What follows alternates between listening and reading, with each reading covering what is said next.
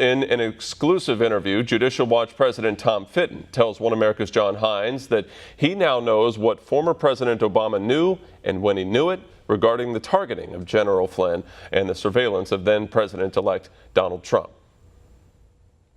There's a lot of new information, a lot of new news with regard to President Obama.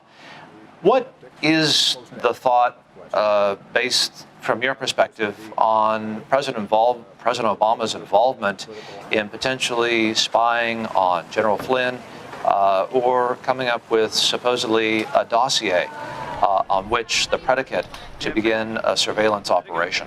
So now we're learning more about what is turning into what is now an infamous meeting in the Oval Office on January 5th, 2017, just a few weeks before Trump comes into office.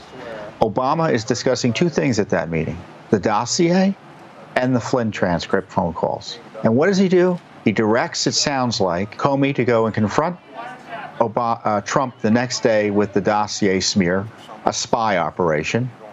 And a few weeks later, this is based on the testimony of Sally Yates to the Office of Special Counsel, it's pretty clear that Comey is following Obama's lead as directed by him to ambush Flynn with this absurd charge, or based on the absurd charge that he was violating, quote, the Logan Act in doing his job as incoming national security advisor. All of this was emergent in the Oval Office in January. And of course, before that, we have the text messages, the White House wants to know, POTUS wants to know.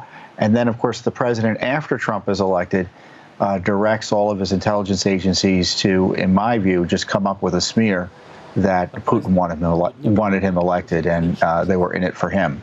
Just unbelievably seditious activity, in my view. Sally Yates, her testimony or the information she provides is significant because of what? I think there's something about the timing. Well, she knew something, and the president didn't know something. What was going on there? She was surprised the president was aware of the phone call between Flynn and the Russian ambassador. Why is that significant?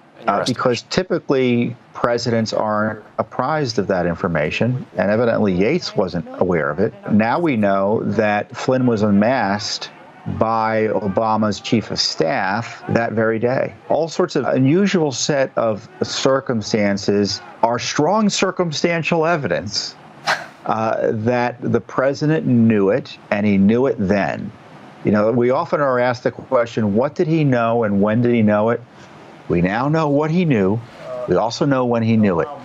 So he's been placed at the scene of the crime, so to speak. You, of course, are president of Judicial Watch. Judicial Watch has been in the forefront of uncovering a lot of these emails, the text messages, a lot of information which has been material in, I guess, putting the pieces together here.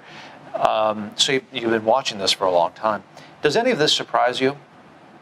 No, it doesn't surprise me. We've had information about Obama's personal involvement in that Oval Office meeting for 2 years now. We've had that memo written by Susan Rice further implicating Obama, a memo she wrote to herself on the way out the door at the Obama White House. This is just further confirmation. It's more evidence of Obama's personal involvement, more evidence of Biden's personal involvement. We've known for some time Biden was at that Oval Office meeting. And now he's essentially confirming he knew about this spy operation on Flynn. What is the responsibility of the former president at this point? I know the president, President Trump, has suggested that Mr. Obama should appear before the Senate Judiciary Committee. What do you suppose is the responsibility, obligation of the former president and perhaps the former vice president at this point to address these accusations as evidence? I think U.S. Attorney Durham and the Justice Department should be questioning the president and Mr. Biden. And I mean by the president, Barack Obama. Tom Fitton, president of Judicial Watch. It's good to check in with you. Thank you for talking to us on One American News. Hey, thank you, John.